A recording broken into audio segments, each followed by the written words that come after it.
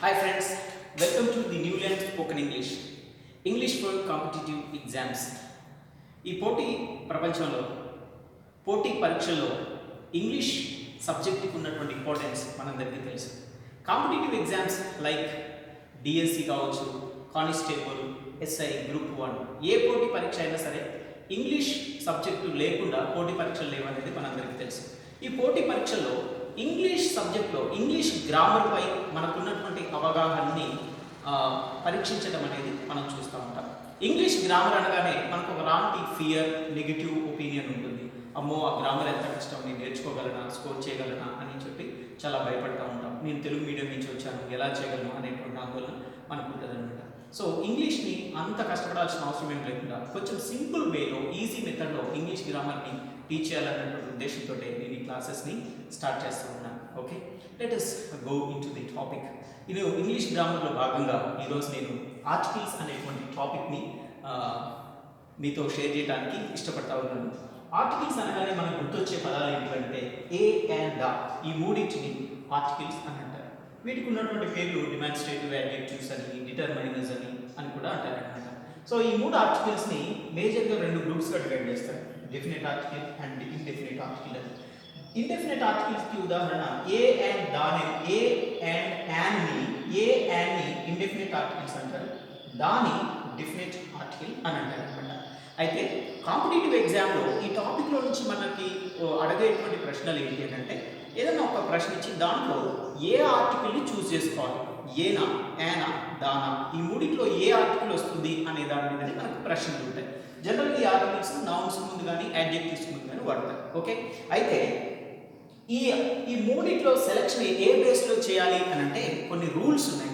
వాటిని మనం చాలా సింపుల్ రూల్స్ ఇవి గుర్తుపెట్టుకుంటే ఈజీగా మనం ఈ టాపిక్లో వచ్చేటువంటి ప్రశ్నలన్నింటికి సమాధానం చేయవచ్చు అనమాట.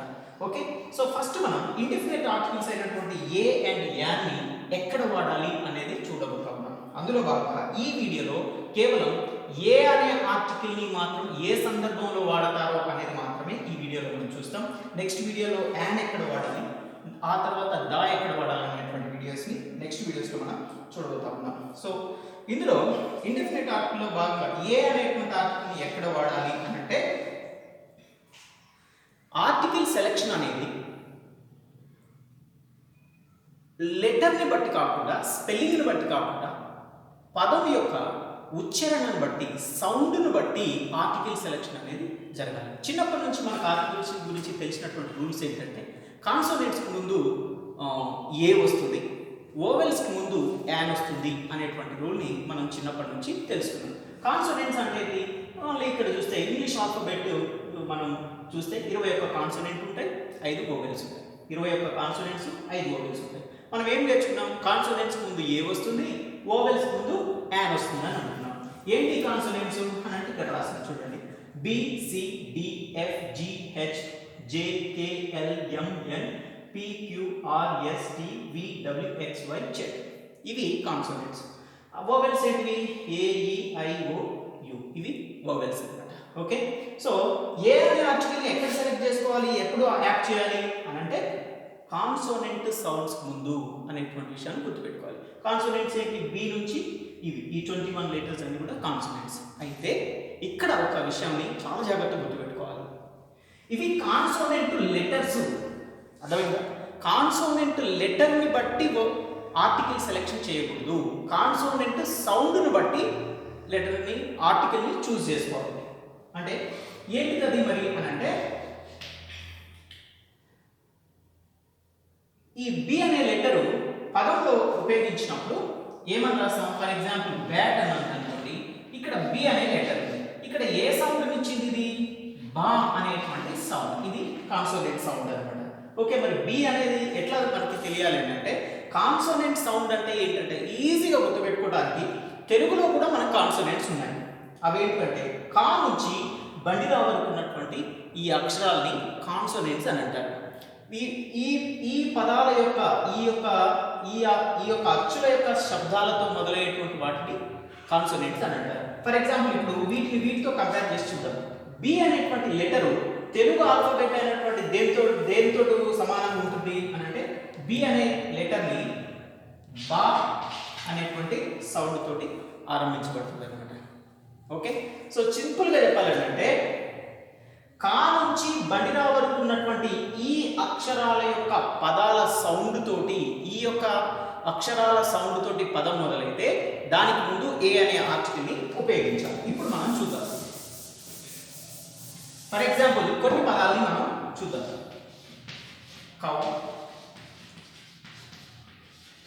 Monkey, donkey, dog, lion,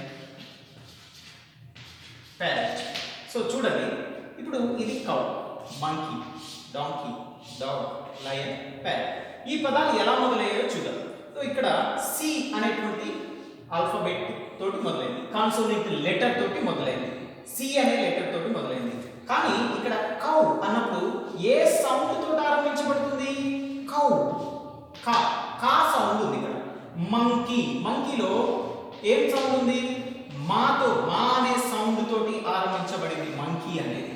donkey, డా అనే సౌండ్ తోటి ఆరంభించబడింది. డాగ్, డా అనే సౌండ్. లయన్, లా అనే సౌండ్. ప్యారెట్, పా అనే సౌండ్ తోటి ఆరంభించబడింది అనమాట. సో ఇది గుర్తుపెట్టుకోవాలి. ఏ పదమైనా కాన్సోనెంట్ సౌండ్ తో ఆరంభించబడితే ఏ అనే ఆర్టికల్ వాడాలి. ఏంటి కాన్సోనెంట్ సౌండ్స్? సింపుల్ గా ఇక్కడ చూసుకోవాలి. కా నుంచి బండిరా వరకు ఉన్నటువంటి ఈ అక్షరాల సౌండ్లతోటి పదం మొదలైతే అది కాన్సోనెంట్, కాన్సోనెంట్ సౌండ్ తో ఆరంభించబడుతుంది. వీటికి ముందు ఏ అనే ఆర్టికల్ వస్తుంది. ఏ కౌ, ఏ మంకీ, ఏ డాగ్, ఏ డాంకీ, ఏ డాగ్, ఏ లయన్, ఏ ప్యారెట్. ఎందుకు? ఇవన్నీ కూడా కాన్సోనెంట్ సౌండ్స్ తోటి మొదలయ్యాయి కదా. కా అనే కాన్సోనెంట్, మా, డ, డ, లా, ప, ఇవన్నీ కూడా కాన్సోనెంట్స్. ఈ సౌండ్లతోటి, ఇందులో ఉన్నటువంటి వాటితోటి మొదలైంది కాబట్టి వీటికి ముందు ఏ అనే ఆర్టికల్ ని వాడాలి. ఇక్కడ మనం ఇంకొక విషయాన్ని తెలుసుకోవాల్సింది ఏంటి అంటే, ఎందుకు నేను సౌండ్ అని అన్నానో చెప్తాను చూడండి. ఇప్పుడు ఆర్ అనేటువంటి లెటర్ ఉంది కదా, ఆర్. దీన్ని ర్యాట్లో, ర్యాబిట్, రోజ్, ఈ పదాల్లో చూస్తే ఆర్, ర్యాబిట్, ర్యాట్, రా అనే సౌండ్, ర్యాబిట్, రానే, రోజ్, రాని, రో. ఓకే, సో ఇక్కడ ఇంకొక విషయం ఏంటంటే, ఈ అక్షరాలు ఉన్నాయి కదా, కా, రా అనే అక్షరం ఉందనుకోండి, రా నుంచి రా గుణింతమంతా కూడా కాన్సోనెంట్ సౌండ్ కిందకి లెక్క వస్తుంది. ఓకే, సో ర్యాట్, ఆర్ అనే ఈ లెటర్ ఈ పదంలో రా అనే సౌండ్ తో మొదలైంది, ఇక్కడ కూడా రా అనే సౌండ్ తోటి మొదలైంది కదా. ఓకే, ఇక్కడ ఈ ఎగ్జాంపుల్ చూడండి. RTC bus. Okay, so article selection అనేది సౌండ్ బేస్ చేసుకొని ఎందుకు సెలెక్ట్ చేసుకోవాలో ఇప్పుడు మనకు అర్థమవుతుంది చూడండి. This is dash RTC bus అని. ఒకవేళ మనం లెటర్ని బట్టి ఆర్టికల్ సెలెక్షన్ చేస్తే ఇక్కడ మనం ఏ అనే ఆర్టికల్ చేస్తాం. ఎందుకంటే ఆర్ అనేది కాన్సోనెంట్ అని మనకు తెలుసు, ఎందుకంటే ఆర్ అనేది కాన్సోనెంట్ లెటర్. ఓకే, సో యాక్చువల్గా దీన్ని ఏమని పలుకుతున్నామో చూడాలి. దీన్ని తెలుగులో రాయండి. ఆర్టీసీ, ఆ, ఏ సౌండ్ ఉంది ఇక్కడ? ఆ, ఆ అనే సౌండ్ ఉంది, ఆర్ అనే సౌండ్ లేదు. రా, ఆరు రా అనే కాన్సోనెంట్ సౌండ్ ఇవ్వగలదు, సందర్భాన్ని బట్టి దాని యొక్క సౌండ్ అనేది మారిపోతుంది అనేది గుర్తుపెట్టుకోవాలన్నమాట. ఈ సందర్భంలో ఇక్కడ ఆర్ అనేది కాన్సోనెంట్ లెటరే, కానీ ఈ సందర్భంలో ఇది ఇస్తున్నటువంటి సౌండ్ ఆ అనేటువంటి వోవెల్ సౌండ్ ఇస్తుంది కాబట్టి ఇక్కడ దీన్ని యాన్ అని వాడాల్సి ఉంటుందన్నమాట. కాబట్టి కాన్సోనెంట్ సౌండ్ ని గుర్తుపెట్టుకోవడానికి ఒక చిన్న టెక్నిక్ చెప్తా వినండి. ఏ పదమైనా ఇంగ్లీష్ పదాన్ని మీరు ఏం చేయాలంటే తెలుగులో రాయండి. For example cow, crow, uniform,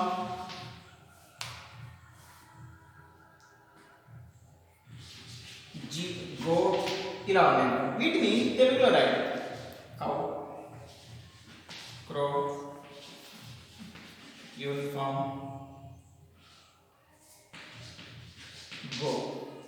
so ఈ పదాలన్నీ కూడా అంటే ఇదే సౌండ్, ఈ కాన్సోనెంట్ లెటర్స్ లో ఈ సౌండ్ ఉంటే వీటికి ముందు కళ్ళు మూసుకొని ఏ అనేటువంటి ఆర్టికల్ ని ఉపయోగించాలి. ఏ అనే ఆర్టికల్ ని ఉపయోగించాలి. ఈ లెటర్స్ తోటి పదం కనుక మొదలైతే, ఈ సౌండ్స్ తోటి పదం కనుక మొదలైతే వీటికి ముందు ఏ అనే ఆర్టికల్ ని వాడాలన్నమాట. అర్థమవుతుందా?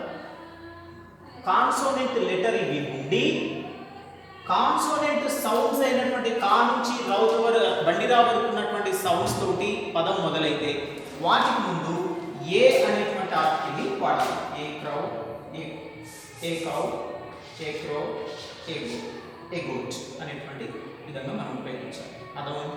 So this is about article a. Okay, అలానే ఇంకొక విషయం ఏంటంటే ఓవెల్స్ అయినటువంటి ఏఈ ఐఓయు ఇక్కడ మనకు 5 ఉంటాయి. ఓకే, ఈ 5టికి 5 సౌండ్స్ ఉండవు, నియర్లీ 12 సౌండ్స్ ఉంటాయి. అవి ఏంటికో నెక్స్ట్ వీడియోలో చూస్తాం. అదేవిధంగా ఓవెల్ లెటర్ అయినప్పటికీ కాన్సోనెంట్ సౌండ్ ఇచ్చేటువంటి సందర్భాలు కూడా ఉంటాయి. అవి మనం యాన్ అనే సెలెక్షన్లో దాని గురించి మనం చూస్తూ ఉంటాం. Okay, so thank you. ఈ వీడియో మీకు ఉపయోగపడుతుందని, కాంపిటేటివ్ ఎగ్జామ్స్కి ప్రిపేర్ అవుతున్న మీకు, గ్రామర్కి ప్రిపేర్ అవుతున్న మీకు ఇవి ఉపయోగకరంగా ఉంటాయని నేను నమ్ముతా ఉన్నాను. ఈ వీడియో మీకు నచ్చితే లైక్ చేయండి, మీ ఫ్రెండ్స్కి షేర్ చేయండి, నా ఛానల్ కూడా సబ్స్క్రైబ్ చేయాల్సింది కోరుతున్నాను. Thank you so much.